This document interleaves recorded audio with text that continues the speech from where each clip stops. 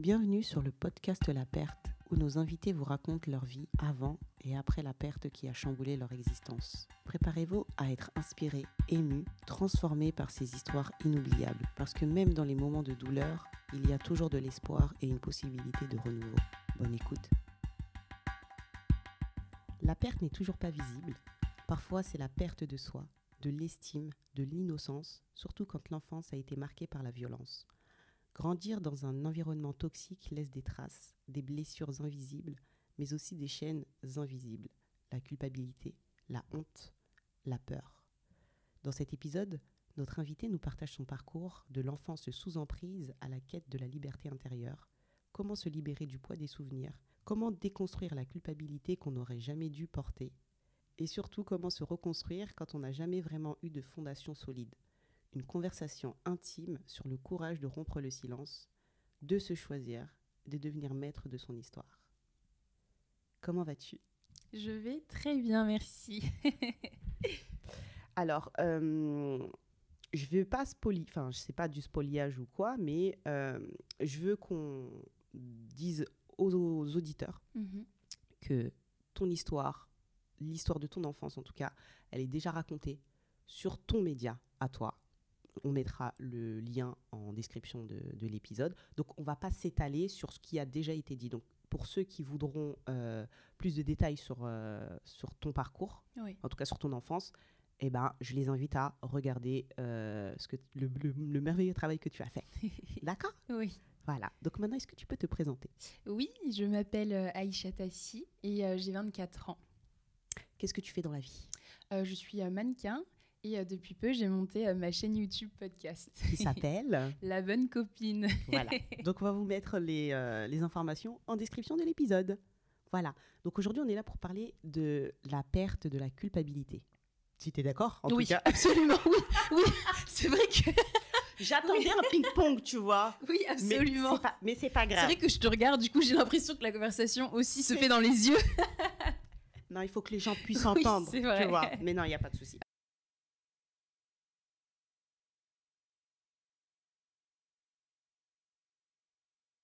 Alors, donc, est-ce que tu peux nous expliquer un petit peu l'environnement dans lequel tu as grandi, mais sans rentrer dans le détail, parce qu'encore une fois, ton histoire est déjà racontée et disponible. Oui. Alors moi, je viens d'une famille où j'ai un papa qui est polygame. Donc il a épousé plusieurs femmes différentes. Et puis en 2005, on est venu en France. Donc moi, j'avais 5 ans.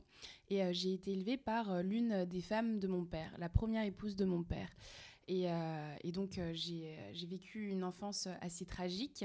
Et à mes 18 ans, j'ai appris que j'avais une mère biologique quelque part dans le monde.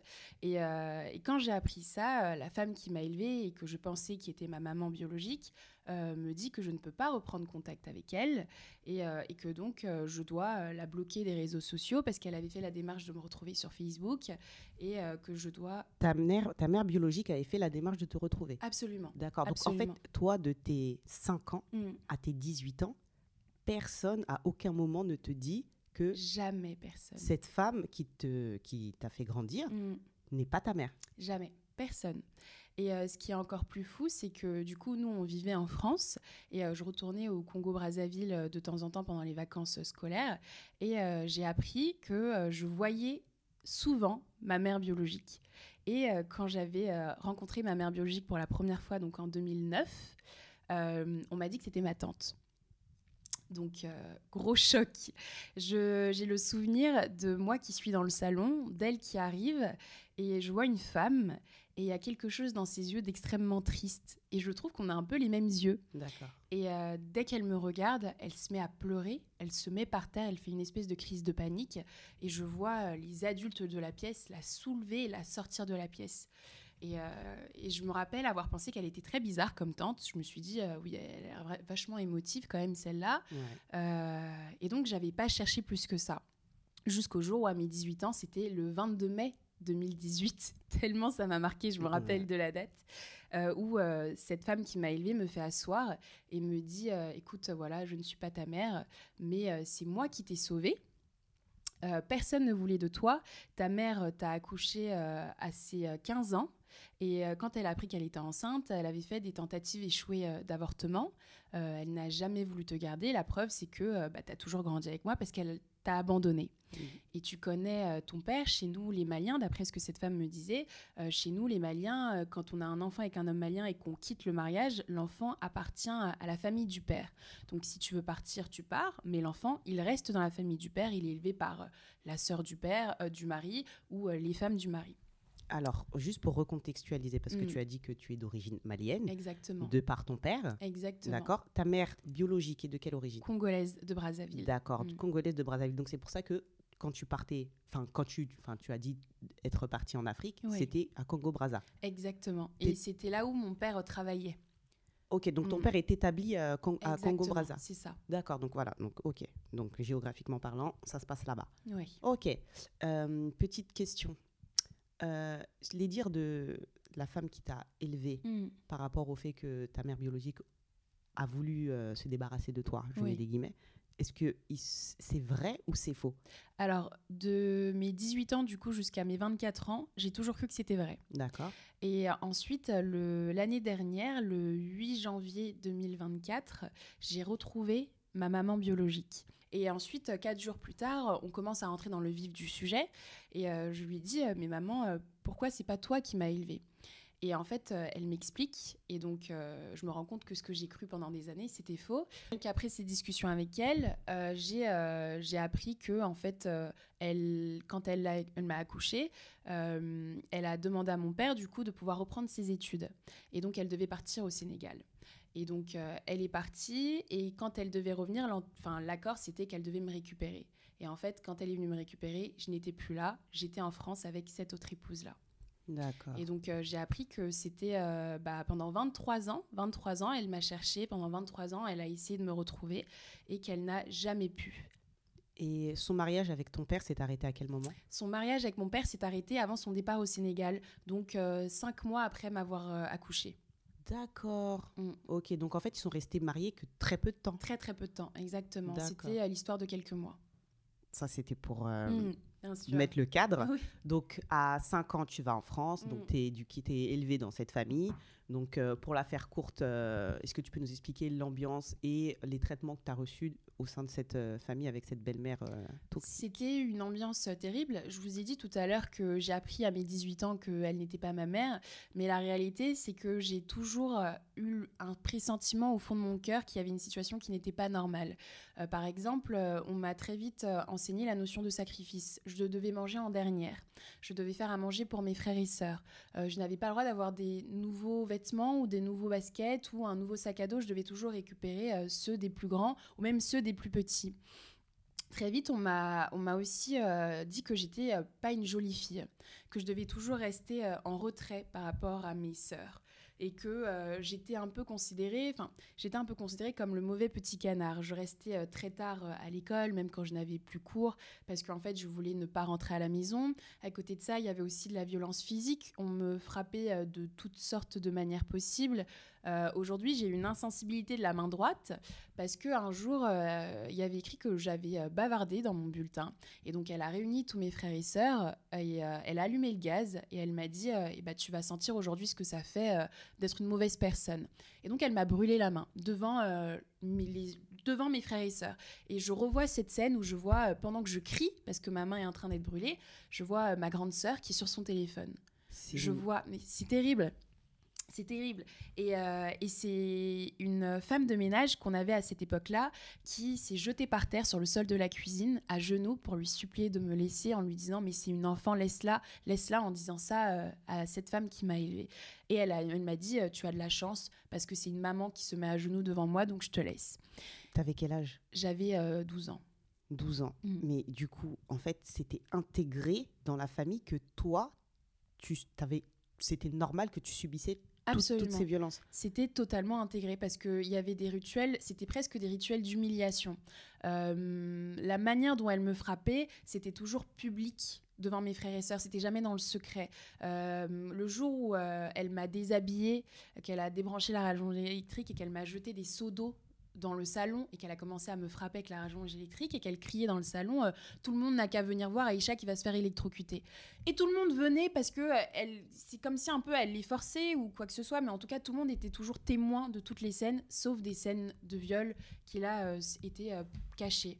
Mais c'était acté que Aïcha était le souffre-douleur. Et puis à ce moment-là, je parlais pas. Je restais tout le temps dans ma chambre, donc je ne créais pas aussi de véritables liens avec mes frères et sœurs. Ils m'appelaient les gris.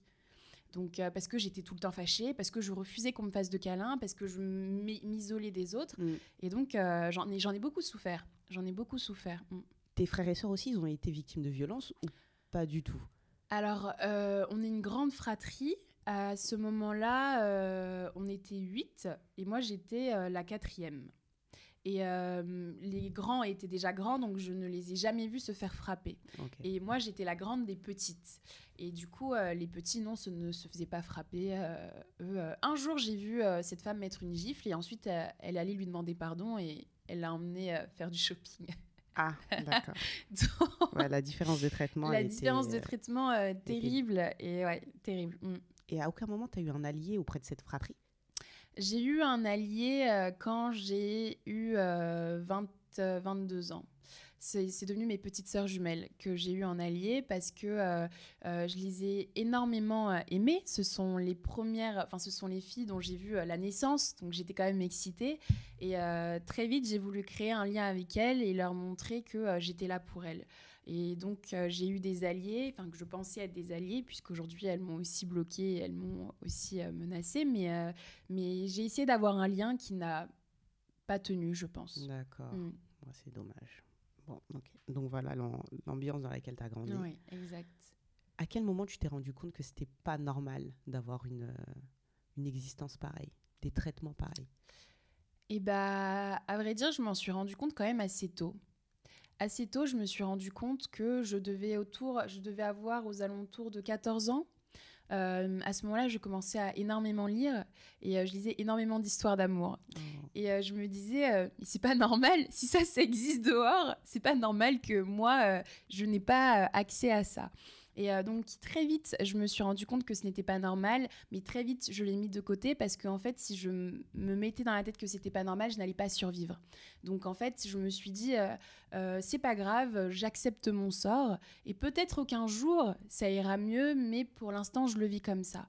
Et véritablement, j'ai vraiment compris que c'était pas normal quand je suis rentrée à la fac, donc en 2019, j'avais 19 ans. Quand je reçois un appel de cette femme qui m'a élevée et je suis devant une copine et que je me mets à faire une crise de panique. Sans m'en rendre compte, j'ai les yeux qui se ferment et je stresse parce que je sais qu'à ce moment-là, la bourse, on était le 6 du mois, donc la bourse devait tomber, donc elle m'appelait pour savoir quand est-ce que j'allais lui virer l'argent. Sauf que j'avais besoin de cet argent-là pour m'acheter un ordinateur. Alors, je t'arrête. Oui. C'est juste pour dire que, voilà, pour plus d'informations, je vous invite à aller sur le compte. C'est sur YouTube qui sont. Sur t'as YouTube. T'as mis, et Spotify maintenant. Et Spotify maintenant. Ok. Donc je vous mettrai toutes les informations en description de l'épisode. Mais voilà, pour avoir pour avoir le contexte par rapport à cette fameuse bourse, il faut écouter vraiment l'épisode où elle explique tout ça. Mais avant que je te redonne la parole. T'as jamais fait d'autres crises de panique avant ce jour-là? Avant ce jour-là, non, jamais. Ok. Jamais. Vu que tu me poses la question, c'est peut-être pas normal? Non, c'est pas question que c'est pas normal ou quoi. Non, mais peut-être que là, tu étais dans un environnement où, et même tu étais dans une réflexion dans laquelle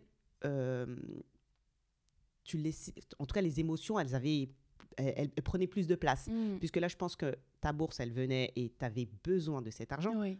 Et du coup, le fait qu'elle vienne s'accaparer cette possibilité pour toi, en tout cas, de glow up, hein, ça a créé quelque chose. Sans doute. Je n'avais jamais fait de crise de panique avant. Mes crises, je faisais pas de crise de panique. La seule chose que je pouvais faire pour me réconforter, c'était parce que du coup, j'ai été élevée dans une famille musulmane, et donc en grandissant, on nous a tout de suite appris que le suicide, c'était le péché. Et donc dans ma construction, je savais que même si je n'en pouvais plus de la vie, je ne pouvais pas mourir, je ne pouvais pas me tuer parce que sinon j'allais aller payer les conséquences plus tard. Et donc je m'étais renseignée auprès d'un imam et j'étais allée le voir et j'avais 11 ans. Et je suis allée le voir et je suis allée lui demander, lui dire que j'avais envie de mourir, mais que je ne pouvais pas me tuer. Et qu'est-ce que je peux faire pour mourir vite? Et il m'a dit, tu ne peux pas te suicider, mais ce que tu peux dire, c'est que tu peux réciter un doigt, un verset, et tu le récites tous les soirs. Et comme ça, si Dieu a pitié de toi, il te récupérera assez tôt.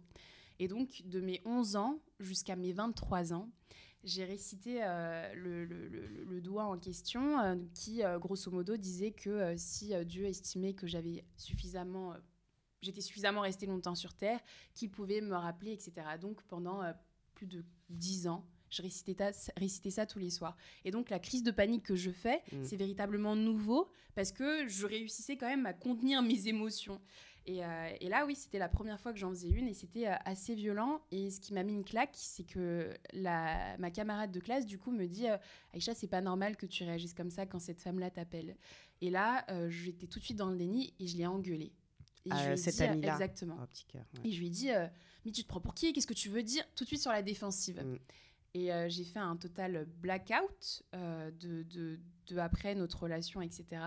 Et voilà. Et ensuite, il a fallu attendre 2 ans plus tard, en 2022, quand j'ai rencontré celui qui est devenu mon copain, pour que j'ai un vrai déclic cette fois-ci. D'accord.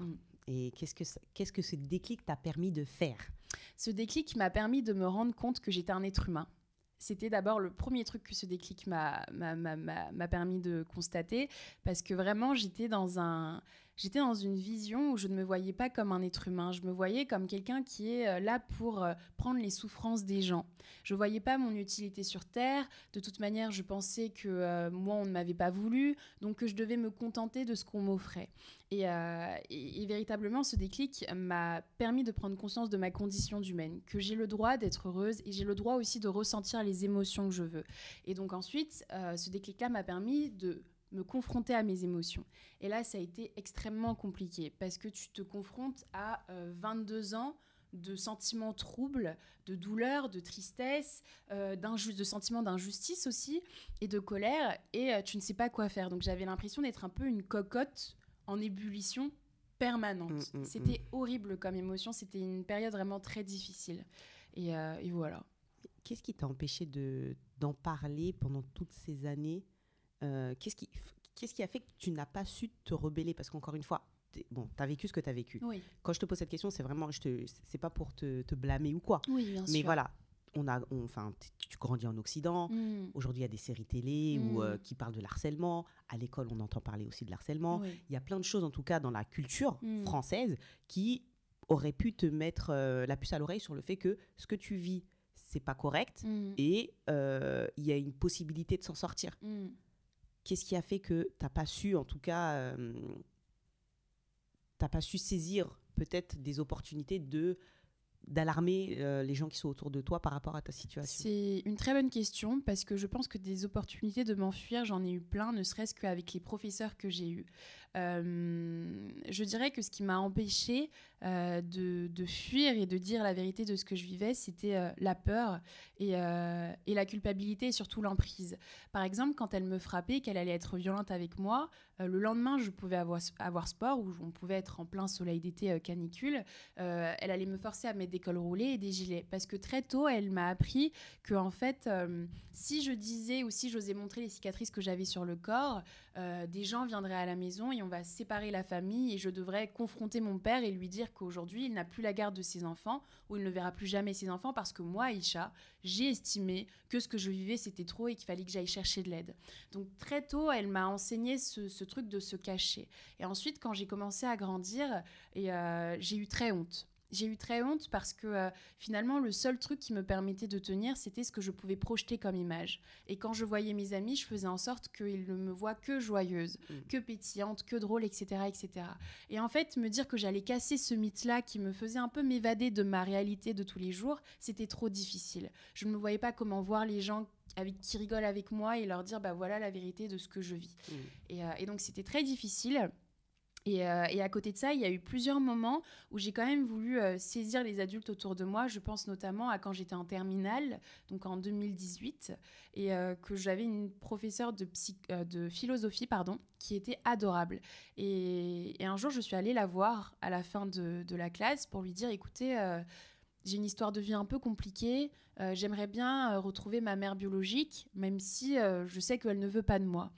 Et je lui explique un peu dans les grandes lignes mon histoire de ma mère biologique, sans rentrer dans les détails des viols et de ce que je vis.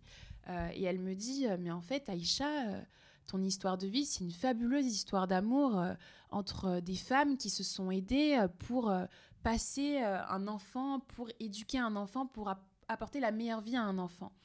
Et donc, elle dit un truc qui a totalement rien à voir. Et je tombe des nues. Et là, je me dis... Oh mince, je suis vraiment une ingrate. J'ai vu ce truc d'une façon absolument bizarre. Finalement, à quoi je pense ? Et là, je suis repartie dans ce truc de... Mais la femme qui m'a élevée, malgré les violences, malgré les viols, c'est elle qui m'a élevée. Si je suis en vie et que je suis devant un prof, c'est que finalement, elle n'est pas pire. Et moi, peut-être que... Et j'ai commencé à me demander si j'étais pas un peu folle. C'était horrible. Ok. Et ça, t'as 18 ans. Et là, à ce moment-là, j'ai 18 ans. Et je m'en veux énormément. Et donc, je n'ai plus jamais retenté quoi que ce soit. J'ai fait quand même la démarche un an plus tard, quand je suis rentrée en fac, d'aller voir une association de psy. D'accord. Qui s'appelle Gynépsy, et c'est une contraction entre gynécologue et psychologue, et c'est des médecins qui travaillent avec des psychologues pour savoir un peu pourquoi est-ce qu'il y a des femmes qui n'ont pas d'endométriose, qui n'ont pas de problème de santé particulier, mais qui ont de très fortes douleurs des règles, ou en tout cas tout ce qui touche à l'anatomie féminin déconne un peu pour certaines femmes. Et du coup, ils s'axent sur les violences sexuelles, sur les traumatismes qui font que ça a une répercussion sur le corps. Et en fait, il y avait 2 séances gratuites. À ce moment-là, j'ai pas d'argent, donc je vais aux 2 séances. Et les 2 séances, au bout de la 2e séance, je me sens comme je peux demander de l'aide. Sauf qu'après, la séance est terminée et il faut payer, donc j'ai arrêté. Oh là là. Mais toi, ça t'a permis, ces 2 séances gratuites, elles t'ont permis de mettre des mots, de commencer un travail d'introspection pour comment dire, dénoncer ce que tu vivais ou Alors, ça m'a d'abord permis de prendre conscience de ce que j'avais vécu. Et ensuite, j'ai très vite arrêté. Je pense que si j'avais fait une autre séance, j'aurais peut-être pu arriver à ce cheminement. Mais en fait, après être sortie de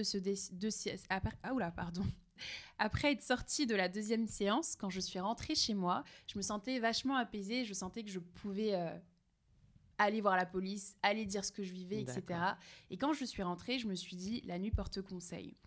Et quand je suis rentrée chez moi, à 2h du matin, je me réveille en sursaut parce que j'ai fait un cauchemar. Et en fait, j'ai redébloqué des scènes dans ma tête de viol. Et là, ça m'a totalement cassée et je n'ai plus osé parler. C'est plus quoi du tout. C'est la culpabilité qui t'a... La culpabilité, le dégoût. Parce que j'ai revu des scènes, ça faisait tellement longtemps que je n'avais pas vu ça, que j'étais tellement choquée. Et à côté de ça, je me suis dit, je viens de rentrer en première année de droit. Si je pars sur ce terrain-là, je ne vais pas m'en sortir. Et donc, j'ai préféré arrêter parce que je me suis dit, je veux me sauver. Je veux me sauver. Tu as préféré garder toute cette énergie pour tes études. Pour mes études, exactement, qui me paraissaient être plus atteignables que soigner ces traumas-là. Voilà. Je comprends. Je comprends. Donc, lors de ta première année de droit, c'est là que tu rencontres ton monsieur ? Oui, c'est là que j'ai... Est-ce qu'on peut être autant amoureuse ? Franchement, non, oui. Fallait voir les sourires. J'ai revu la scène, mon Dieu. Oui, c'est à ce moment-là. Scène de film. Ok. Donc ouais, c'est à ce moment-là que tu le rencontres. Oui, exactement. Mais qu'est-ce qui va faire que c'est lui qui va te faire, qui va réussir en tout cas à te donner l'envie de mener ce combat ? Pardon. Je dirais que c'est sa bonté d'âme. Il était tellement gentil. Et en fait, à côté de ça, pour lui, j'avais tellement transgressé des règles que je me suis sentie en totale confiance. Je viens d'une famille où on n'a pas le droit d'avoir des relations hors mariage. Et quand je le rencontre, je me dis, mais attendez, mais il est tellement gentil, c'est tellement une bonne personne, je vais y aller et j'irai m'expliquer avec Dieu plus tard. Ah, ok. Et je me dis ça, et en fait, je me dis, mais tu viens de transgresser la première règle interdite pour une fille dans ta famille, qui est d'avoir couché avec lui. Dans ta famille. Dans ma famille, oui. Je souligne. Oui, dans ma famille. Ouais. Et Et en fait, je lui faisais tellement confiance, je me sentais tellement à l'aise d'être moi-même, de pleurer, de rigoler. Je me suis dit, il m'a tellement vue dans des états vulnérables et je me sens tellement bien avec lui que je sens que je peux arriver à un peu m'épanouir un peu plus. Et j'ai le souvenir d'une discussion qu'on avait eue parce que je l'ai vu et 6 mois après que je l'ai vu seulement, je lui ai dit que j'avais vécu de l'inceste et je lui ai raconté toutes les horreurs que j'ai vécues. Et c'était que 6 mois. Et en fait, je lui ai dit ça un peu... je pensais qu'il allait me quitter. Je pensais qu'il allait me quitter et je pensais qu'il allait me dire non, moi je ne peux pas être avec une fille qui a vécu ça, comme ce que j'entendais quand j'étais plus jeune. Ouais. Et en fait, sa réaction m'a totalement choquée parce qu'il s'est mis à pleurer et il m'a fait un câlin et il m'a dit Aïcha, tu es tellement forte, tu es tellement... Je vais pleurer. Tu es tellement une bonne personne. Ouais. Et c'était la première fois véritablement que j'ai vu dans les yeux de quelqu'un que j'étais un être humain et que ce que je ressentais, c'était légitime. Et quand il me dit « Aïcha, ce n'est pas normal ce que cette femme-là t'a fait et viendra le moment où tu te sentiras à l'aise, mais elle finira par payer », je me suis dit « Mais oui, attends, évidemment qu'elle va payer, évidemment ». Et entre le moment où on a ces discussions-là, où je prends cette claque-là, il a fallu encore attendre 2 ans pour que là, j'ai le courage de vraiment mettre en œuvre ces premiers débris de pensée. D'accord. Ok. Donc lui, il a réussi là où ton ami, par qui t'avait dit c'est pas normal que cette femme, enfin qu'à chaque fois que tu reçois un appel de cette femme, ça te mette dans cet état. Et ben lui, il a réussi où elle a échoué. Bah, je pense que la différence, c'est que déjà il y avait entre cet ami-là et le moment où je rencontre mon copain, il y a 10 mois d'écart. Donc déjà, il y a une maturité, il y a une sagesse, entre guillemets, qui est différente. Et à côté de ça, cet ami-là, je n'avais jamais osé lui raconter la vérité de ce que je vivais. Elle te connaissait depuis petit ? Non, elle me connaissait depuis septembre, l'entrée à la fac. D'accord. Et donc, mon copain qui arrive et qui sait tout qui sait tout de ça, son jugement est encore plus impactant. Parce qu'il sait de quoi il parle. Et en tout cas, lui, j'ai osé lui raconter ce qui s'est passé, chose que je n'avais pas faite, même avec mes amis que je connaissais depuis des années. Ma meilleure amie, que je connais depuis 15 ans, j'ai osé lui parler de l'inceste et de toutes ces choses-là en 2024. Ah, ok. Donc c'est très récent. C'est très récent. J'ai d'abord dit à mon copain avant de le dire à mes meilleures amies. Oui. C'est quand même fou. Je dirais pas que c'est fou, puisque lui, il te connaît d'une certaine manière et tes amis te connaissent d'une autre manière. Et comme tu disais tout à l'heure, c'est que ce qui te permet, en tout cas, ce qui te permettait, de souffler, c'est cette image que tes amis avaient de toi, d'une femme pétillante, souriante, rigolote. Et là, en fait, tu voulais peut-être pas casser ce mythe. C'est vrai. Donc, il y a de tout ça, en fait. Donc, tu as Aïcha, la rigolote, et là, tu te permettais d'être la Aïcha vulnérable et sensible avec ton copain. Oui. Donc, non, c'est pas fou. Ce n'est pas... Non. J'accepte. Voilà. Merci. Je te le donne. J'accepte. Voilà. Je le prends. Tout à fait. Non, enfin, voilà, on est une personne entière, mais les personnes qui nous entourent n'ont pas accès à 100% de notre personne. D'accord ? Donc, lui, il a réussi à ouvrir cette porte. Je l'en remercie. Et ça t'a permis de t'ouvrir et d'entamer ce travail. Totalement. Merci. Merci à toi. Je ne sais pas comment tu t'appelles, mais merci. Pierre, merci. Voilà. Merci à tes parents aussi, parce que je pense que c'est l'éducation que tu as reçue qui ont fait que, voilà. Totalement. Tu es cette personne totalement. Que Dieu a prévu pour Aïcha à ce moment-là. Voilà. Bon. Voilà. Ça, c'était la séquence émotions et remerciements. D'accord ? Voilà. Donc maintenant, comment tu arrives à... Qu'est-ce que tu mets en place pour te défaire de cette culpabilité ? Parce que maintenant que tu as pris conscience que tu es un être humain, que ce que tu vis, ce n'est pas normal et qu'il faut peut-être faire quelque chose pour t'en défaire, qu'est-ce que tu mets en place, qu'est-ce que tu commences en tout cas à mettre en place pour t'extraire de cette situation ? Alors, ce que je commence à mettre en place, c'est que déjà, je commence à inventer des excuses pour moi rentrer à la maison. C'était la distance, l'éloignement. Je disais que je dormais au travail, je disais que je faisais des heures sup, etc. Et en fait, je voulais commencer à marquer une distance physique avec cette femme et avec cette famille-là. Ensuite, ce que je décide de mettre en place, c'est que je décide d'aller voir un psy. Et ça m'a énormément aidée et ça a changé énormément de choses. Et j'avais des problèmes d'argent à ce moment-là parce que j'avais... faut regarder l'épisode pour comprendre, mais j'avais des problèmes d'argent à ce moment-là. Et donc, je suis très honnête avec la psy qui était juste géniale. Et je lui dis, écoutez, j'ai pas d'argent. J'ai 10 € symboliques que je peux vous donner. Mais en fait, si vous ne m'aidez pas, je vais mourir, je pense. Je vais mourir. Et elle me regarde et elle me fait asseoir. Et en fait, j'ai fait 15 séances gratuites avec cette psy-là qui a été juste adorable. Et du coup, je commence à prendre conscience de ce que j'ai vécu, je commence à prendre conscience de mes émotions et je commence aussi à mieux me comprendre. Donc, je commence aussi à grandir un sentiment au fond de moi de colère. Je commence à me dire, là, ce n'est pas normal et j'ai trop vécu ça, dans cette souffrance, dans cette douleur pendant des années. À côté de ça, je commence aussi à discuter avec ma maman biologique que j'ai retrouvée.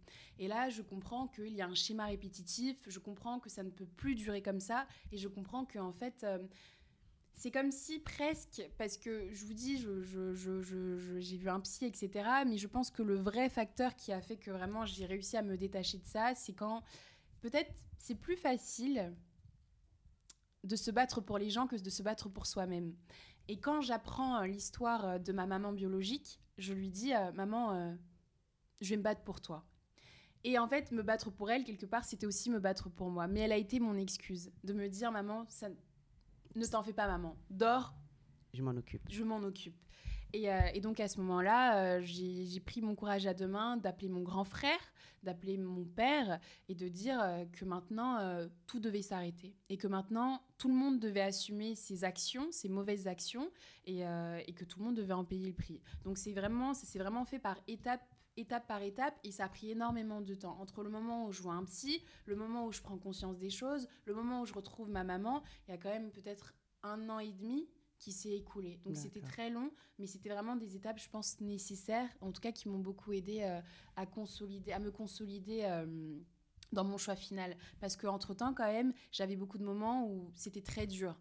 C'était très difficile et j'avais envie que d'une chose, parfois, c'était de revenir presque dans cet état de souffrance parce que c'était beaucoup plus facile de souffrir que de me sortir de ça. Mais tu connaissais aussi cet état. Absolument. Donc, c'était la facilité quelque part. Exactement, oui. C'était absolument la facilité. Et c'était une facilité qui ne me demandait pas autant de travail sur moi, qui ne me demandait pas d'assumer aussi les conséquences de ce qui allait arriver. C'était une facilité aussi qui me faisait enlever un poids de culpabilité parce que j'ai grandi vraiment avec ce sentiment d'être mal aimée, de ne pas être voulu, et ce sentiment quand même où malgré moi je ressentais le devoir de ne pas être ingrate envers cette femme-là. Je ressentais le devoir de ne pas être ingrate envers cette mère que j'ai eue mère entre grands guillemets, que j'ai eue pendant 24 ans. Et c'est terrible, c'était vraiment une emprise terrible parce que j'avais conscience, mais il fallait le déclic. Il me fallait le déclic. Ouais. Il me fallait le déclic. Ce que je retiens, c'est que un psychologue, suivre une thérapie, ça ne peut être que bénéfique. Ah oui. Et si j'en crois, si je me rappelle de l'épisode que tu as partagé autour de ça, c'est que tu as dû cheminer pour trouver quelqu'un qui comprenne d'où tu viens, ta culture et ceci. Donc, petit conseil aux auditeurs, trouver un bon psy, c'est comme trouver une bonne copine. Voilà. C'est pas parce qu'on se dit psy qu'on est prêt à entendre les histoires de n'importe quel être humain. D'accord ? Absolument. Voilà. Donc, il y en a qui sont spécialisés dans certains traumas, d'autres qui se sont ouverts à d'autres cultures. Donc, voilà. N'hésitez pas... ne vous dites pas... quand vous avez consulté un seul psy, ne vous dites pas que c'est un échec quand ça ne fonctionne pas. Absolument. C'est comme des fois quand on va chez des généralistes, le premier, il minimise peut-être vos symptômes. Et c'est en allant voir un deuxième ou un troisième que là, on met le doigt sur quelque chose. Pour le psy, c'est la même chose. Bon, après, c'est vrai que c'est pas remboursé forcément par la Sécu. Mais ça, c'est vraiment un... Oui, c'est vrai que c'est un budget. C'est vraiment un budget, hein. C'est un budget. Vraiment, oui. Mais il faut investir sur sa santé. C'est important. Ça vaut tout l'or du monde. Je me suis aussi longtemps cachée derrière la somme du psy. Non, ça coûte cher, avec 60 € je peux faire autre chose, etc. etc., etc. Et en fait, ce que ça apporte, c'est tellement important. En fait, tu te sens tellement... Les premiers moments de mes séances de psy, et même encore, je continue de voir un psy que j'ai vu hier d'ailleurs. C'est très bien. Et en fait, tu te sens tous les jours, c'est comme un poids lourd que tu laisses derrière. Et ça veut pas dire que tu le laisses derrière et que tu l'oublies. Ça veut juste dire que c'est un poids dont tu as conscience parce que tu te retournes et tu regardes un peu ton cheminement. Donc tu vois ces choses-là, mais ça t'as véritablement enlevé un poids sur tes épaules. Quelque chose qui te rend courbé, qui te fait mal dans tout ton corps. Et le psy, ça a été vraiment quelque chose... et pourtant, d'où je viens, dans ma famille... le psy, c'est pour les blancs, le psy, c'est pour les faibles. Non, nous, on est des personnes qui sont fortes. Donc, quelque part, aller voir un psy, c'était aussi un aveu de faiblesse. Oui. Et en fait, au contraire, maintenant, je le vois totalement différemment. C'est quelque chose qui demande une énorme force. Et encore plus de trouver le bon psy, parce que tu vois 15 psys et tu racontes 15 fois ton histoire. C'est terrible. Donc, mais c'est très important. Et une fois qu'on trouve le bon psy, ça change tout. C'est comme vraiment gagner un très, très bon ami. Que tu payes, mais c'est un très, très bon ami. Il n'est pas désintéressé, cet ami, bien sûr. Mais, un peu toxique. Mais en tout cas, ça te permet, en tout cas, ta vie change finalement. Ah oui, totalement. Totalement. Ça te fait gagner du temps. Du temps de qualité dans ta propre vie. Exactement. Donc oui, non, c'est pas un investissement à prendre à la légère.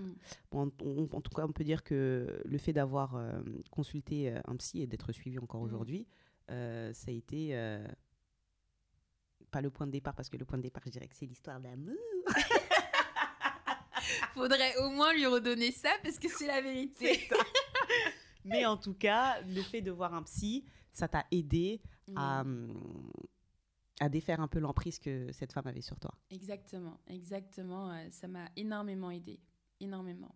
Et aujourd'hui, t'en es où par rapport à toute cette histoire ? Aujourd'hui, j'en suis au fait que j'ai déposé plainte contre cette femme-là. Je suis revenue en avril dernier d'un voyage où je suis allée rencontrer pour la première fois ma mamie. Donc, que d'émotions, et j'ai pris toutes leurs bénédictions, toutes leurs forces. Je suis allée boire du vin de palme au village pour aller me ressourcer auprès de la terre. Et quand je suis revenue à Paris, j'ai déposé plainte. Et j'ai été très contente. Je pensais, peut-être un peu naïvement, qu'une fois que tu déposes plainte, ça y est, j'ai fait le gros du travail. Ciao, maintenant c'est la police qui va s'occuper de cette affaire. Ouais. Quand j'ai déposé plainte et qu'on m'a rappelé 2 semaines plus tard pour me dire qu'en fait l'affaire était tellement grave qu'elle a été transférée à la brigade de sûreté nationale. Requalifiée du coup. Oui, requalifiée et transférée. Et donc qu'on n'était plus dans un délit, qu'on était dans un crime de la brigade des mineurs, parce que c'est des faits qui sont arrivés quand j'étais mineure. Ouais. Et là, ça a été un autre sport, puisque j'ai dû faire face à... tu arrives à la police, tu t'es pendant 8 heures en déposition de plainte, et on te pose des questions qui sont terribles. On va te demander pourquoi tu n'as pas dit non, ou est-ce qu'à un moment donné, tu as émis une quelconque forme de rejet. Comment est-ce que tu étais habillée, pourquoi est-ce que... Plein de questions qui sont vraiment... très détaillées, que parfois tu ne te poses même pas, et quand tu les entends et quand tu t'entends répondre à la question, tu te dis mais ouais, oui, pourquoi en fait, tu te rends compte de ce que tu n'as pas fait, pourquoi tu n'as pas agi.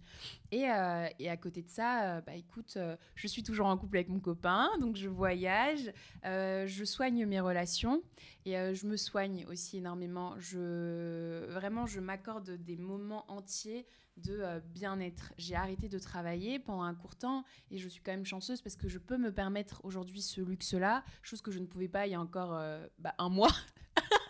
Je vous dis ça comme si... J'avais l'impression que tu allais me dire que ça fait 9 mois que tu es là. Et tout. Non, ça fait 4 semaines. Ça fait 4 semaines. Voilà, donc posez les questions pour avoir plus de détails. C'est très important. Donc oui, ça fait 4 semaines que tu as cette chance. Et je revis, et je dors, et ça fait du bien. Et puis si un jour j'ai envie de pleurer, je pleure. Si je me sens OK de sortir, je sors. Si je me sens juste envie de me maquiller pour me faire plaisir, je le fais. Et vraiment là, je suis dans un truc de faire les choses que j'ai envie et ressentir les choses que j'ai envie, et ça me soigne et ça m'apaise énormément. Ok. Énormément, ouais. Et là, tu vis où ? Parce que, ok, tu as déposé plainte. donc tu as déposé plainte, tu en as parlé à ton père, tu en as parlé à ta famille. Donc voilà, il n'y a plus de silence par rapport à tout ce que tu as vécu. Mais dans cette distance que tu as mis entre cette famille et toi, où est-ce que tu vis aujourd'hui? Est-ce que tu as encore du lien avec eux? Où est-ce que tu en es? Alors, par rapport à cette famille, quand j'ai réuni toute ma famille pour raconter l'inceste que j'ai vécu, j'avais aussi écrit une lettre que j'ai envoyée à la fin de la conférence WhatsApp.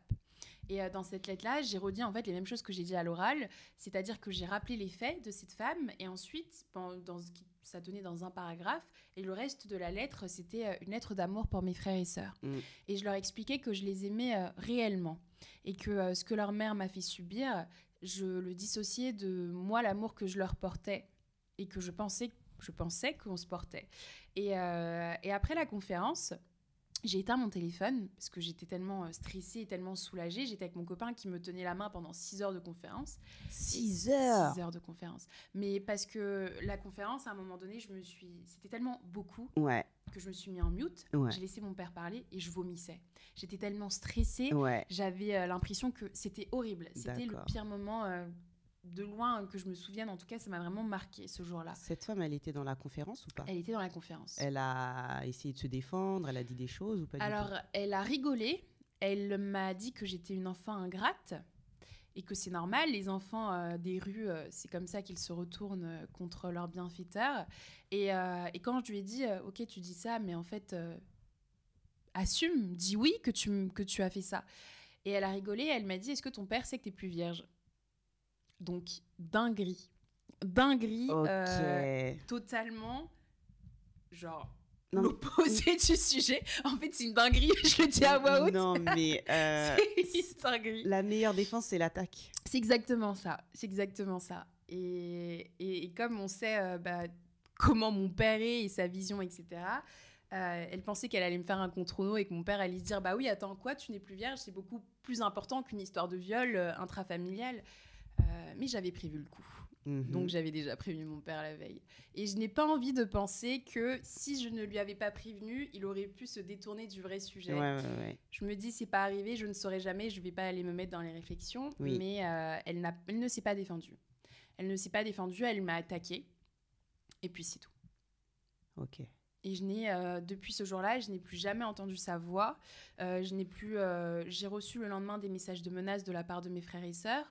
Ma grande sœur, qui a 34 ans, m'a envoyé pendant 10 mois des messages de menaces. Elle m'envoyait des messages à travers les comptes Instagram de ses copines. Ensuite, elle créait des faux comptes Instagram pour m'envoyer des messages de menaces. Et dans ces messages de menaces, elle me disait qu'elle appelait mon travail. Qu'elle savait mon emploi du temps et qu'elle savait où je vivais. Donc, c'était très angoissant. J'avais très, très peur. Pendant longtemps, je me suis dit... j'étais tellement choquée. C'est ma grande sœur.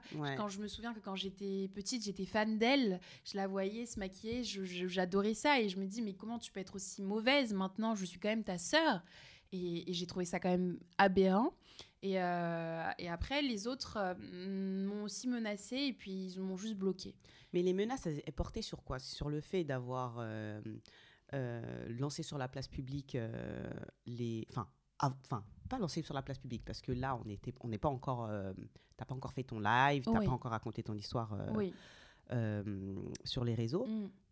Les menaces, elles portaient sur quoi? Parce que là, t'es quand même en train de dénoncer des traitements dont, pour la plupart, ils ont été témoins. Témoins, absolument. Donc, pourquoi les menaces? Je comprends pas. Les menaces, c'était plutôt sur l'aspect c'est notre mère, tu es qu'une ingrate, bonne chance avec ta nouvelle famille, de toute manière, c'est comme ça, vous, les enfants adoptés. Ou encore des menaces qui me disaient il faut que tu puisses rendre absolument tout l'argent qu'elle a pu débourser sur ta personne depuis qu'elle t'a récupéré chez ta pauvre mère. C'était vraiment des menaces et des insultes sur mon existence, sur l'histoire même de ma vie. D'accord. Soit on me demandait de rembourser 24 ans de dépenses qu'elle a effectuées sur moi, soit on me disait de redonner, par exemple, elle m'avait dit, je trouve plus mon t-shirt, rends-moi les vêtements qu'elle t'a achetés. Et en fait, on m'a vraiment fait un pressing sur les vêtements que j'ai eus, qu'elle m'a achetés quand je grandissais et que j'avais. Mais à aucun moment, il te parle de l'histoire, jamais. Et en fait, à un moment donné, il y a eu quand même ma petite sœur qui m'a parlé de cette histoire-là et qui m'a dit qu'elle ne me croyait pas et qu'ils étaient persuadés que j'avais inventé cette histoire-là pour pouvoir aller vivre chez mon copain. Que j'ai inventé ce truc pour pouvoir partir de la maison et faire ma vie et vivre chez mon copain. Donc c'était quand même assez fou. Avant que tu fasses cette conférence, tu vivais déjà chez ton copain ou tu as décidé de vivre là-bas une fois la conférence passée? Quand j'ai fait la conférence, on avait eu de très grands problèmes d'argent. Et donc, à un moment donné, le propriétaire du loyer, on était parti faire les courses. Et quand on est parti faire les courses, il a changé la serrure. Donc, on s'est retrouvés avec toutes nos affaires dans la maison et on ne pouvait plus rentrer dans la maison. D'accord. Et on a appelé la police, etc. Et le propriétaire a feinté une espèce de démence un peu bizarre. Et donc, en fait, ça n'a mené à rien. Donc, on est allé vivre dans des hôtels et mon copain, à qui j'avais raconté la situation, m'avait pris un appartement, m'aidait à payer un appartement, une sous-location pendant 6 mois. Okay. Et donc, au moment où je fais cette conférence, je suis dans la sous-location, mes sous-locations où mes frères et sœurs ont l'adresse parce qu'on dormait ensemble dans ce petit appartement. D'accord. Et donc, du coup, quand je fais la conférence, je suis plus vraiment dans la maison parce qu'on n'a pas de maison. Et donc voilà. Et donc tes frères et sœurs, ils reviennent après ce call-là, ils reviennent dormir avec toi dans cet appartement? Pas du tout, ils se sont tous retrouvés dans l'appartement que venait de trouver le jour même la femme qui m'a élevée. Oh, ok. Et donc ils sont plus jamais revenus, mais pour ma sécurité, mon père et mon grand frère m'ont dit de quitter cet appartement parce qu'ils avaient l'adresse et que la femme qui m'a élevée était tellement folle que mon père a eu peur qu'elle puisse venir me faire du mal à l'adresse en question. Ok, donc maintenant je vais venir sur le cas de ton papa. Ton père, à aucun moment, il a été témoin de tout ce que tu as vécu? Alors, à aucun moment, il a été témoin de tout ce que j'ai vécu. Et c'est sa phrase, d'ailleurs, qu'il me répète tous les jours quand je l'ai au téléphone. Il me rappelle qu'il ne savait pas et que s'il savait, il aurait fait autrement. Pour être totalement honnête avec toi, je pense que mon père baratine un peu. Dans le sens où lui, il habitait au Congo et nous, on habitait en France. Donc, effectivement, il n'était pas témoin quotidiennement de ce qui se passait. Il venait à quelle fréquence ici? Il venait, on va dire, 2-3 fois par an. Et il restait combien de temps? 2 semaines. Donc, tu vois, pas beaucoup. Ouais. Tu vois, donc c'était vraiment un court temps. Et puis, tu grandis pas avec... Enfin, t'es pas avec lui. Donc, le premier réflexe, quand je vais voir mon père, c'est pas de lui dire « Coucou, voilà, voilà, voilà ». Surtout que moi, j'étais tellement isolée de la famille que je ne considérais même pas mon père comme mon père, en fait. J'avais l'impression d'être une pièce rajoutée. D'accord. Donc, parfois, j'étais souvent spectatrice de ces moments-là où mon père allait être réuni avec tous ses enfants. Et du coup, j'ai beaucoup excusé mon père sur ça, mais j'ai quand même eu une réflexion il y a quelques jours où j'ai envoyé un long message à mon père. C'était parce qu'il y a quelques jours, j'ai été convoquée encore par la police pour rajouter un élément dans ma plainte. Oui. Et quand je me suis réveillée pour aller à cette convocation, j'ai repensé au rôle de mon père. Et mon père, je lui ai laissé un message où je lui ai dit que si c'est un parent et que en fait... Dans mes yeux, j'étais tellement meurtrie à cette époque-là qu'il aurait dû voir dans mes yeux que ça n'allait pas. Avec la femme qui m'a élevée, j'ai pas le même sang qu'elle. Mais quelque part, j'ose espérer que quand on est un parent et qu'on voit son enfant, même si c'est 3 fois dans l'année, tu puisses voir qu'il y a une détresse. Et j'ai dit à mon père... sur aucune photo depuis que je suis petite, je souris. J'ai les yeux d'un enfant malheureux. Et je lui ai dit, papa, même si tu ne me connaissais pas, même si on ne se voyait pas plus que ça, on partage le même sang. Tu aurais dû sentir, je sais pas, tu aurais dû savoir. Et il me dit, je suis désolée, je n'ai pas su, même si je dois t'avouer que quand je venais en France, je ne te montrais pas que je t'aimais.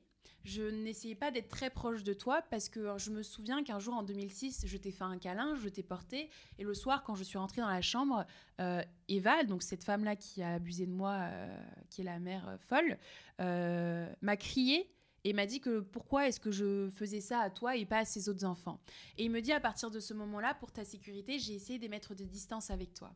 Et là, pour être totalement honnête avec toi, je me suis effondrée parce que je lui ai dit, tu ne savais pas pour les viols, mais tu savais, tu peux pas laisser ton enfant dans des conditions comme ça. Non. À partir du moment où papa, tu ne peux pas m'embrasser, me faire un câlin devant cette femme-là, pourquoi alors, si tu peux pas m'embrasser, tu me laisses vivre avec elle? C'est pourquoi ça. Et là, c'était pourquoi? Et mon père qui essaye tant bien que mal de se justifier, mais je pouvais pas l'entendre. Je lui ai dit, papa, en fait, la réalité, c'est que tu étais dans ta position et que tu ne voulais pas te mouiller.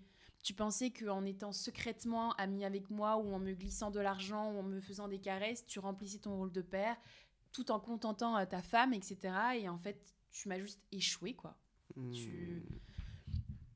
Tu es pas complice, parce que je ne dirais pas que tu es complice, mais tu as laissé faire. Si ce sont ces mots que de dire pour ta propre sécurité, quand on Exactement. emploie le mot sécurité, c'est qu'il y a un danger quelque part. Exactement. Donc il savait qu'il y avait un problème. Mais oui, peut-être qu'il n'était pas assez courageux pour Moi, je pense se que c'est confronter ça, oui. à la réalité de la situation. Mais bon, on met ça de côté.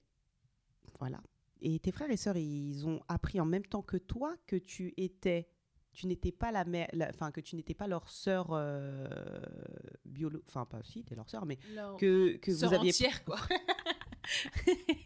Est-ce qu'ils ont appris quand toi tu as appris que ta mère était pas celle qui s'occupait de toi? Est-ce que eux ils l'ont appris en même temps? Alors, les grands le savaient, puisque eux, je suis née après eux, donc Oui, eux, oui, ils le oui. savaient. Les petits, j'ai appris en 2023, parce que les petites, c'est des jumelles, c'est les dernières qui ont 18 ans aujourd'hui. Ouais. Et elles m'ont dit qu'en fait, elles avaient entendu une conversation il y a très longtemps. Et que donc, elles le savaient, mais qu'elles n'avaient pas voulu me le dire parce qu'elles pensaient que je ne savais pas et qu'elles ne voulaient pas me blesser. Et ensuite, mon petit frère, Ismaël, lui, savait... Parce que sans faire exprès, ma grande sœur l'a dit. Et le dernier, Aboubacar, lui, il ne savait pas. D'accord. Il ne savait pas, il l'a appris le jour de la conférence. D'accord. Il a quel âge le dernier du coup? Aboubacar, il a 20... c'est en 2003, donc il a... Ah, donc il y a les deux garçons avant les jumelles. Il y a les deux garçons avant les jumelles, D'accord, oui. ok, ouais. Absolument. C'était... Oui, okay. oui, j'ai dit le dernier, oui, mais oui. Le dernier garçon. Oui, c'est ça. Ouais. Ok, bah écoute, et puis maintenant aujourd'hui, comment tu te sens après avoir mené à bien ce combat qui n'est pas terminé, voilà, parce que l'instruction est en cours là, et bah pour l'instant, tu es isolé de ta famille, tu as encore du contact avec ton père. Oui. Et si j'ai bien compris, il y a un de tes grands frères qui est tant bien que mal un allié dans ton combat. Oui, un allié silencieux puisque je n'ai plus contact avec lui depuis 1 an. Il m'a soutenu, il m'a dit « Je sais que tu mens pas et je sais que c'est la vérité, mais je ne peux rien faire parce que c'est ma mère. » Et D'accord. du coup, il s'est détaché. Donc, il m'a soutenu et il est parti. Ok. Maintenant, aujourd'hui, là, comment tu te sens? Comment tu avances au quotidien? Et grosse question, est-ce que tu pardonnes tes frères et sœurs de la posture qu'ils ont pris quand, de toute ton enfance, ils ont été témoins de tout ça, et aussi au moment où tu les as mis face à la réalité? Alors, je me sens assez bien. J'ai des moments où ça va pas du tout, où je suis très triste, où je suis en colère, et des moments où je suis très heureuse. Je dirais qu'émotionnellement, ça varie un peu. Mais que la différence entre avant et maintenant, c'est qu'aujourd'hui, j'accepte les émotions et je sais que même dans ce tourbillon de parfois ça va pas, et ben en fait, au final, ça va aller et que c'est le chemin vers la guérison. Donc, quelque part, je subis plus mes émotions maintenant. À côté de ça, j'essaye en ayant créé mon podcast et ma chaîne, c'est aussi quelque part me décharger et aussi pouvoir offrir ce que je n'ai pas eu à d'autres personnes, c'est-à-dire une oreille, des paroles, une discussion et un regard bienveillant. Donc, quelque part, j'essaye de me construire et je me bats pour que tous les jours, je puisse m'endormir maintenant en étant fière de moi et ça me rend très, très heureuse. Mes frères... Est-ce que je vais leur pardonner? Pour être totalement honnête, je ne pourrais pas. Et il y a 6 mois, je disais que je pourrais leur pardonner. Qu'est-ce qui a changé entre-temps? Ce qui a changé, c'est que je me suis rendu compte qu'en fait, j'ai véritablement eu besoin d'eux tout au long de l'année dernière, à partir du moment où j'ai annoncé que j'avais vécu l'inceste. J'ai eu tellement besoin d'eux que, en fait, il y a des moments où j'ai voulu mourir. Je me souviens que j'évitais de passer, quand je devais aller au travail, j'évitais de passer par les ponts parce que j'avais qu'une pensée, c'était de sauter. Du coup, je rajoutais, par exemple, quand je travaillais à 8 heures du matin, je me réveillais à 5 heures, alors que j'étais à 40 minutes du travail en métro, parce que j'allais marcher pour éviter tous les points d'eau ou tous les points un peu dangereux. D'accord. J'étais véritablement triste, malade, je n'en pouvais plus et je n'avais besoin que d'entendre leur voix. Et je me suis dit, je me suis sacrifiée pour vos études, je me suis sacrifiée pour plein de choses. Je vous demande juste même de m'envoyer un message en secret, tant pis, j'accepte, juste une émotion. Et je n'ai rien eu, et j'ai eu totalement de la haine et de la colère. Et en fait, au début, je voulais leur pardonner parce que je me suis dit, les pauvres, ils ne savent pas. Et je me disais, le jour où ils auront conscience, dans quelques années, ce qu'ils m'ont fait vivre, ce qu'ils ont accepté que je vive, et qui est leur mère, ce jour-là, ils auront tellement mal, et ils porteront tellement un poids de culpabilité sur eux, que même ma colère, j'aurais pitié d'eux, je ne pourrais pas leur donner ma colère, et parce que leur douleur sera tellement grande. Et en fait, je me suis dit non. En fait, je vais arrêter avec ce truc-là de ils auront tellement mal que non, non, non, non. Parce qu'en fait, il y a des gens qui peut-être qu'ils n'auront jamais mal. Peut-être qu'ils ne se remettront jamais en question. Peut-être que pour eux, c'était normal. Et quelque part, j'ai aussi accepté vraiment leur statut de, pas de complice, mais de, ils ont été là à chacun des événements. Ils ont été là pendant les pires moments d'humiliation. Ils ont été là, il y a personne qui a un enfant. On a tous les mêmes âges, on a entre 2 et 3 ans d'écart. Je pourrais juste pas, enfin, je pense que je pourrais juste pas accepter de me dire qu'au moment où j'ai vraiment eu besoin d'eux, ils n'ont pas été là. Et c'est tout un tas de personnes qui m'ont porté, qui m'ont aidé. Si je suis en vie aujourd'hui, c'est pas pour eux, c'est pas grâce à eux. Donc je ne vois pas pourquoi je leur pardonnerais. Non, non, je leur pardonnerai pas, je pense. Et pourtant, on essaye, hein, on m'a dit, ma mère biologique m'a dit, tu sais, tu finiras par leur pardonner. Tu sais, attends, 30 ans, tu verras comment tu vas... c'est toi-même qui vas être là et tu auras pitié et je te rappellerai que ce que tu me dis aujourd'hui. Et je lui dis, non, maman, c'est mort. Non, mais tu crois que quoi? Moi, tu me traites pas comme ça. Non, mais non, non, non, non. Elle me dit, Aïcha, tu verras. Laisse le temps. Et on verra bien. Mais pour l'instant, j'ai envie de dire que non. D'accord. Et j'espère que non. Mais, connaissant mon cœur, on verra bien. Moi, je suis du même avis que ta mère. Et c'est vrai? Sachant que toi, tu as eu cette chance, parce que pour moi, c'est une chance que de consulter un psychologue. Je te rappelle que tu as vécu cette situation sans pouvoir être actrice de lendemain meilleur pour toi-même. Oui. Tu vois, eux, ils ont grandi. Enfin, cette femme-là qui a eu cette emprise sur toi, elle ne l'a pas eu que sur toi. Rappelle-toi les mots de ton père. Oui. Elle lui a fait une scène puisqu'il t'a donné un peu d'affection. Et il a cessé de te donner de l'affection par rapport au dire de cette femme. Donc, c'est te dire qu'elle a eu de l'emprise sur toi, sur ses propres enfants et sur son époux. Donc, je pense que après les petits, c'est les petits, les grands, enfin voilà. Mais de toute façon, chacun a son cheminement vers la quête d'une personne, de la meilleure personne qu'on peut être ou juste du bonheur, tu vois.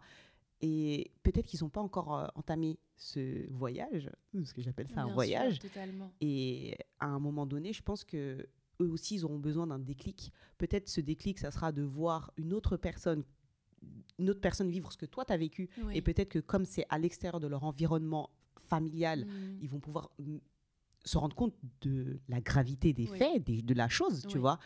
Mais je pense que eux, ils ont été pris de court dans le sens où tu as lâché une bombe et eux, ils n'ont pas eu le temps. Toi, tu as fait un travail avant de lâcher cette bombe. Tu vois ce que je veux dire? J'excuse pas. Hein. Oui, j'excuse pas. Sûr. Et peut-être que moi aussi, je suis une privilégiée, entre guillemets, parce que je n'ai pas vécu ça. Et peut-être qu'on m'a beaucoup alarmée sur les maltraitances. Et donc, dès très jeune, j'aurais pu mettre le doigt dessus en disant ça, c'est pas correct, il faut faire quelque chose. Mais eux, ils ont grandi dans ça. Et je pense qu'il faut leur laisser le temps de se dire, de décortiquer la situation, de faire un pas en arrière et de se dire que, OK, cette femme, c'est notre mère. OK, elle a fait du bien pour nous, mais en parallèle, ce qu'elle a fait subir à Aïcha, c'est inacceptable. Oui. Mais il faut leur laisser le temps, comme toi, tu as eu besoin de temps, en tout Absolument. cas, pour prendre en charge tout ce passé, tu vois. Donc, moi, je suis de l'avis de ta mère en disant que... Je comprends. Et ce que tu dis, c'est totalement juste que c'est vrai que eux, moi, j'ai eu j'ai eu quand même pas mal de temps pour me préparer, pour savoir que... Mais peut-être c'est un peu idéaliste, mais j'aurais quand même espéré et j'aurais adoré que le simple fait de savoir que leur sœur prend son courage à deux mains pour parler de quelque chose qui lui a fait mal. Et c'est ce que je leur ai dit aussi. Je leur ai dit que, à côté de ça, si je me suis aussi tue pendant autant de temps, c'était aussi par amour pour eux. Ouais. Parce que, et je me souviens que je l'ai écrit dans ma lettre et je l'ai dit en dernier avant que la femme intervienne. Et je leur ai dit, si je me suis tue, c'est parce que c'est votre mère. Et je n'imagine pas comment est-ce qu'on dort la nuit quand on sait que sa mère est pédocriminelle, quand on sait que sa mère abuse de jeunes filles et que moi, je ne suis pas la seule et qu'il y en a plusieurs. Quand tu dis plusieurs, au-delà de toi, ta mère et toi, tu penses qu'il y en a d'autres? Ah, alors c'est que j'ai eu... ah oui, je te l'ai pas dit, mais tu sais, souvent au Congo et même au Mali, il y a des jeunes filles qui viennent pour aider à la maison, pour faire le ménage, etc. etc. Et quand j'ai fait ma vidéo sur YouTube et que j'ai posté mon témoignage, mon père a reçu des appels de 5 filles. C'est des filles, je grandissais avec elles, je connais leur nom parce que je me souviens qu'elles étaient là quand on était petites et bizarrement, entre grands guillemets, chacune d'entre elles a fini par fuir la maison. Et je n'ai jamais eu de nouvelles jusqu'à il y a 2 semaines, mon père qui m'appelle et je sens de la douleur dans sa voix et qu'il me dit qu'il a reçu l'appel de 5 filles, dont dans les 5, il y en avait un de la mère de la fille. Que sa fille ne dort plus, qu'elle a emmené sa fille à l'hôpital et que sa fille ne fait que crier, que ce qu'elle a vu ce que moi j'ai dit dans sa vidéo, c'est exactement ce qu'elle a vécu. D'accord. Et donc il y a eu 5 filles en plus qui ont appelé pour dire que quand elles étaient plus jeunes, elles ont aussi été violées par cette femme-là. D'accord. Donc terrible. Et donc à ce moment-là, j'aurais quand même, tu vois, voulu que mes frères puissent prendre mon soutien de ma part. Et je sais que c'est un cheminement long. Et je sais, l'emprise qu'elle a, cette femme, je pense que si toi, demain, tu la voyais, tu pourrais te dire que cette femme-là, mais c'est la plus gentille. Elle a une emprise, elle a une manière de rentrer dans le cerveau des gens. Elle peut te dire qu'il fait nuit, là, alors qu'il fait plein jour, et tu vas dire, oui, il fait nuit, alors que tu vois de tes yeux, c'est fou. Et j'ai conscience, en plus, c'est leur mère, il y a des facteurs différents, etc. Mais j'ai un peu envie d'être égoïste sur ce point-là et de dire non, je suis fâchée, j'aurais voulu que ce soit différent parce que moi, j'aurais été différente. Je le sais avec certitude que j'aurais pas fait ça.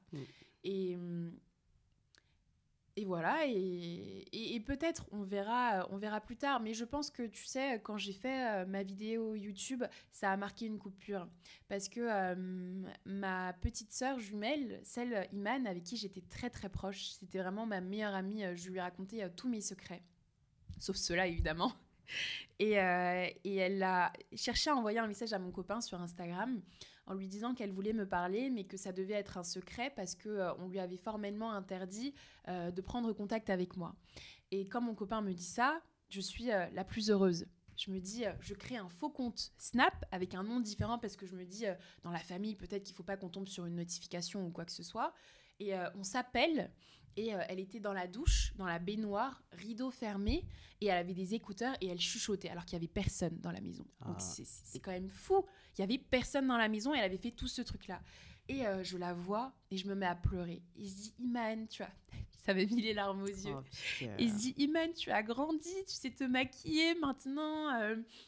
J'avais vu qu'elle avait un tissage. J'ai dit, mais Iman, maintenant tu mets des tissages, mais waouh, etc. Et je suis émue. Et je lui demande comment va sa sœur jumelle. Sa sœur jumelle, elle, qui ne veut plus entendre parler de moi. Et je pleure.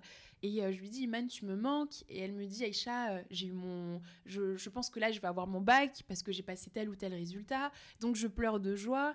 Et je lui dis, comment ça va? Et je lui demande, alors, le garçon que t'aimais au lycée, est-ce que tu l'as revu? On parle de trucs un peu... on fait comme si, pour l'instant, on n'est que dans l'émotion.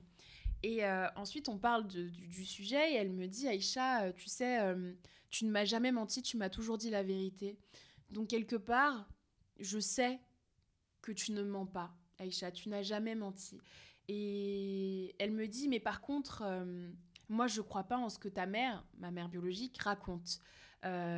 Papa, elle essaie de un peu mettre en contradiction. J'ai l'impression que j'entends un peu le discours de sa mère.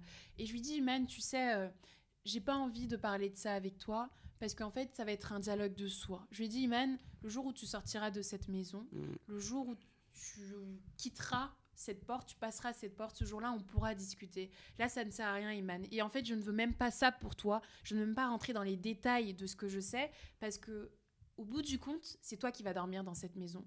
Moi, je ne suis plus dans cette maison. Donc moi, je sais que le soir, je vais dormir et je n'aurai pas des pch dans les oreilles. Ouais. Alors que toi, tu vas dormir à côté de cette femme-là.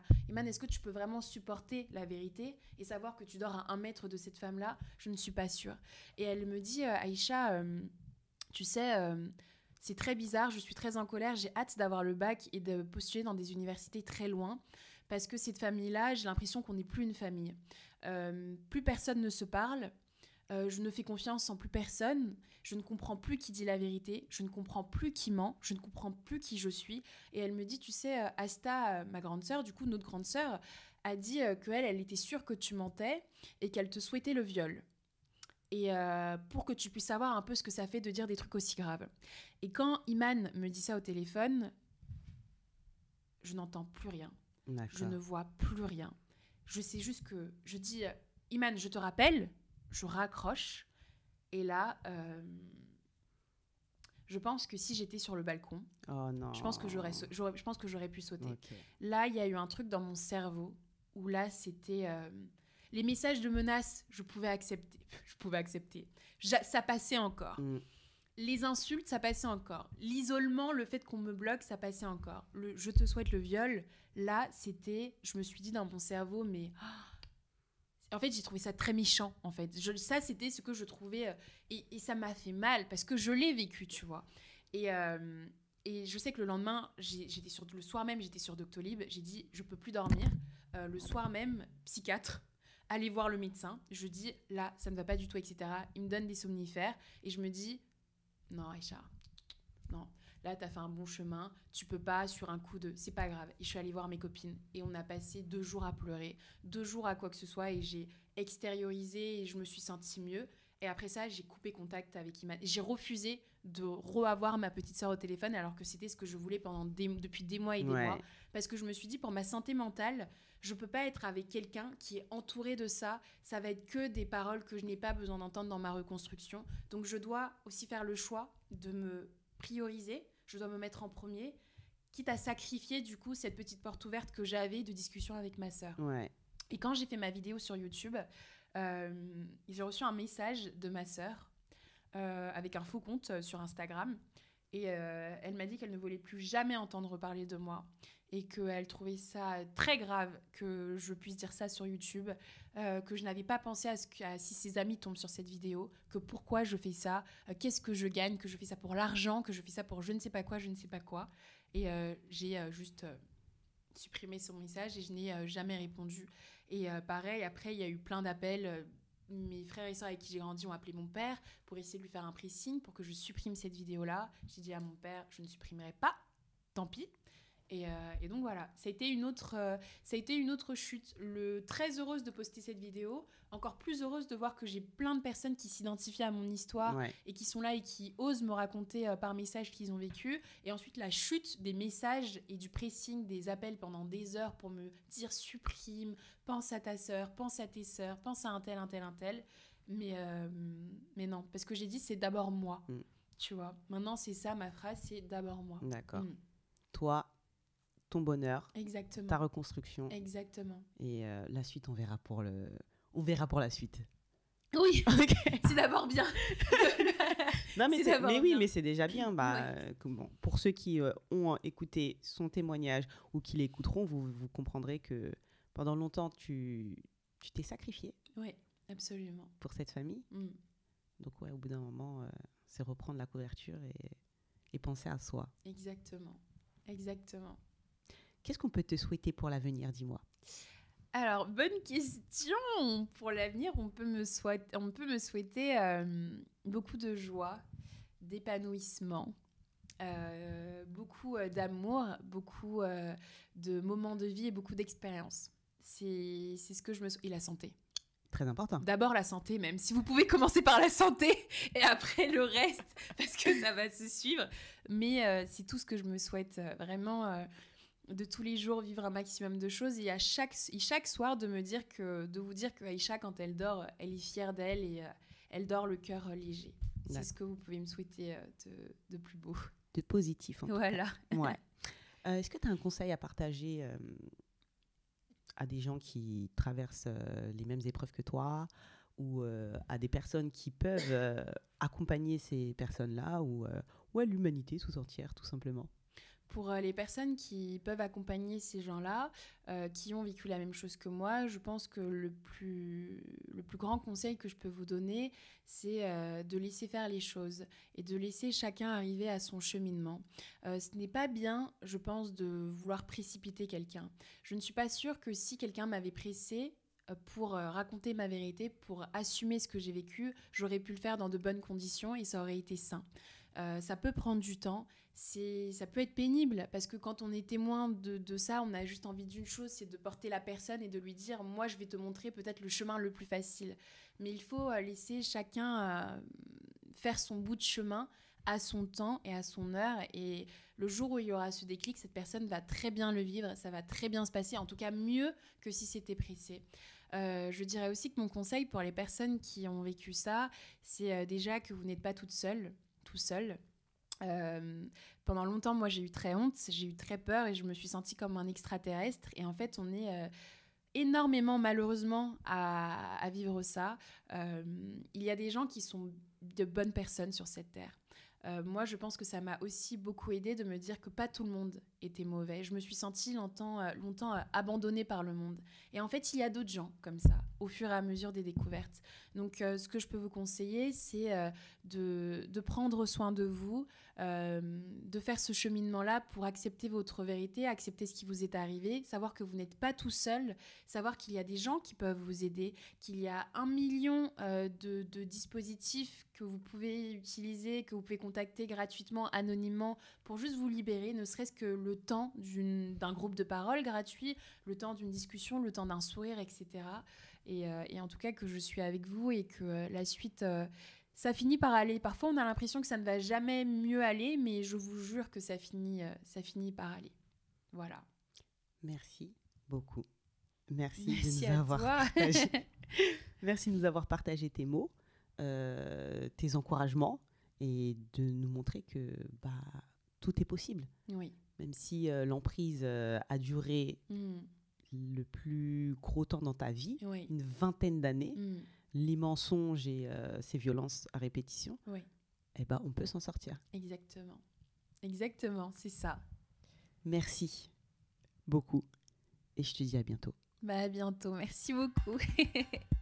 Merci d'avoir écouté l'épisode et n'hésitez pas à laisser un commentaire et à cocher les 5 étoiles. Si vous voulez nous partager votre histoire, envoyez-nous un mail via le lien en description de l'épisode.